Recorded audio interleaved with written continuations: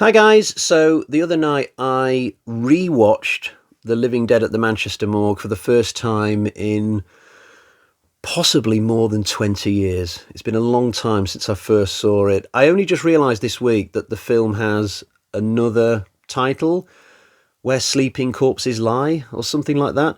That's the title of it on the streaming platform that I found the movie. And yet, once I pressed play, the title card was still The Living Dead at the Manchester Morgue. But apparently there are 15 titles for this all over the world, so is it any wonder that the film's never really found any great notoriety or reputation, at least that I'm aware of?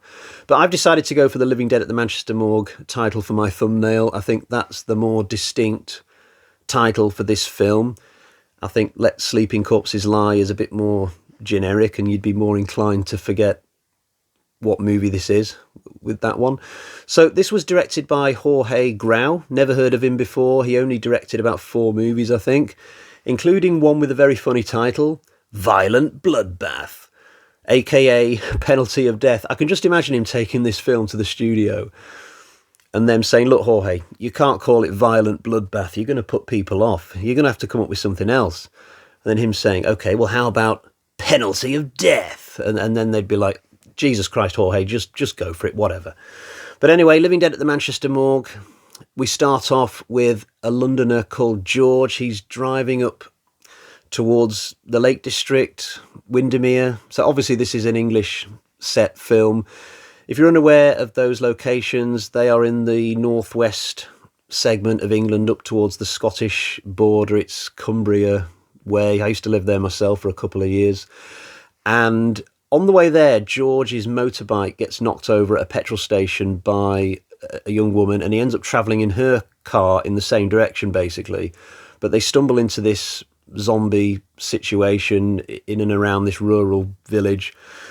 Unlike in, say, George Romero's films, where the outbreak's happening all over the place and we just focus on a small pocket of survivors, in this film we are literally watching the ground zero. So the zombies, when they come about, are only happening where we're watching the movie, nowhere else.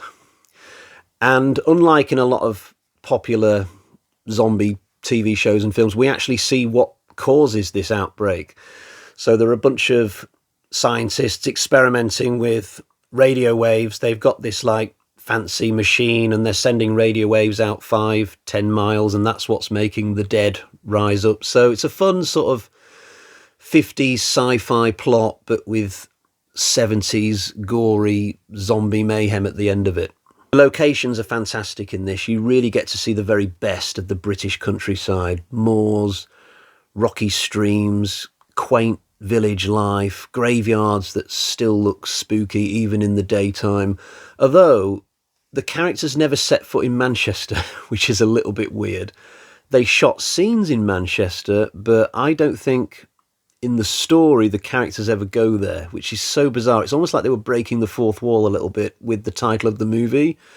I wonder if they thought that people abroad will probably have heard of Manchester, but they won't have heard of places like Kendal and Penrith and, you know, all those towns in Cumbria, maybe. I don't know. I don't think they actually even filmed the rural stuff in Cumbria. A lot of it was done in Derbyshire, but certainly when I was watching the movie, I felt like the film was being set in Cumbria, and I felt these really nostalgic vibes from the time that I used to live there. In terms of the characters, the main two here are pretty impressive, especially George, the main guy. He's this really cool dude with like a dark leather jacket, and he's got a motorbike and bushy hair. He's a little bit cocky and overly domineering at times in a way that men used to be, I suppose. Whereas the final girl in this, if you can call her that, she's a little bit timid. This relationship, it would be written a bit differently if the film was to be remade today, but certainly George is worth the price of admission alone. He's a terrific main character.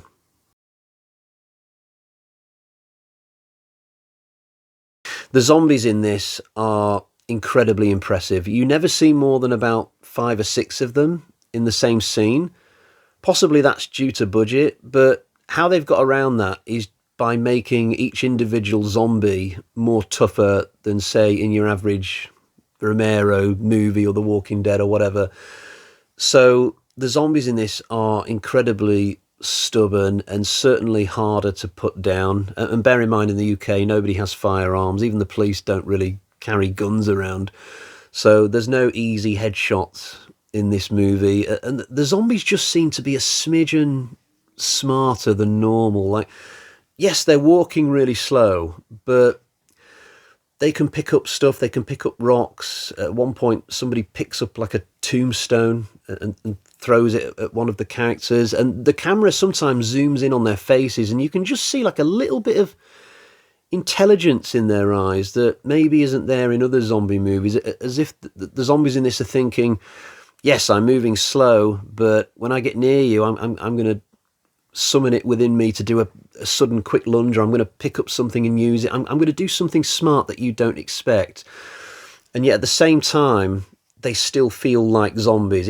They've not taken this concept too far and made them like super intelligent creatures of the undead that no longer feel like zombies, if you see what I mean. But God, I just love how resilient the zombies are in this. Like, they'll get battered by somebody, and then this same zombie will still appear later in the movie somehow with a few dents, but it comes back. Brilliant stuff.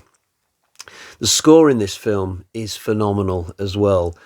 I don't think I've heard a sound mix this good for this sort of movie. There's not really any music in this, but it's like somebody's done some experimental stuff on a keyboard or a computer or whatever, and they've come up with all these wacky sci-fi sort of whistly sounds and mixed with like zombie groans and just weird, eerie noises all jumbled together, and it plays throughout the movie. And so many times I noticed this, I was sat there thinking, God, this sound mix is so good, like all the way through the film. There's so many inventive little action scenes as well. There's this one where there's a photographer character who's got some fancy equipment he's set up next to a stream. He's taking pictures of wildlife at night, maybe, I don't know, but there's a zombie attack that happens. But because the camera is on a timer, it just keeps flashing even during the action. So you got like zombies and humans scrapping it out, and then there's just like this flash every now and again in the near darkness, and it's just so creative the way that it looks. It's really cool. And another great scene further on in this graveyard next to a church. It's a spooky location even before any zombies turn up, but the action when it happens is so well choreographed. Even though it's on such a small scale with just a few zombies, it's just so satisfying. I've seen zombie scenes in bigger budget films where there's been like maybe dozens or even hundreds of zombies, and maybe they've been using like grenades and M16s and miniguns against the zombies, and just carnage everywhere, limbs being blown off left, right and centre. And a lot of those scenes have been nowhere near as satisfying as just watching George and his girl trying to figure out how they're going to get out of this church place when there's only like 3 or 4 zombies outside. It's just so well done. And the ending of the film, I'm not going to spoil anything about the ending, but very satisfying as well. There's even an interesting little wrinkle in this where the local police don't believe that there's a zombie outbreak. Nobody believes George and his girl. That can be frustrating at times when an attempted subplot like that is done. But in this film, it just feels natural and totally believable, because if somebody sees a dead body, they're not going to believe that it used to be a zombie. They'll just assume that you've murdered that person. You can't just go to the police station and say, hey, there was a zombie outbreak. There were like 8 of them, but luckily I killed them all. You can go and pick up the bodies now. No one's going to believe you. So it's just something else that has to be contended with in this film.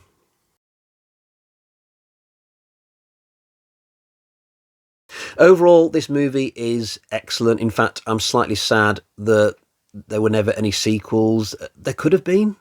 The radio wave equipment could have just been used by scientists in other parts of the country, and then the zombies would spring up again, and then before anybody realised what was going on, the zombies would be put down, so then we could have another sequel maybe. There could have been like The Living Dead on the Norfolk Broads, The Living Dead at Dartmoor, and you could have showcased all the great places of the UK maybe, but alas, it's just the one film, and that's fine.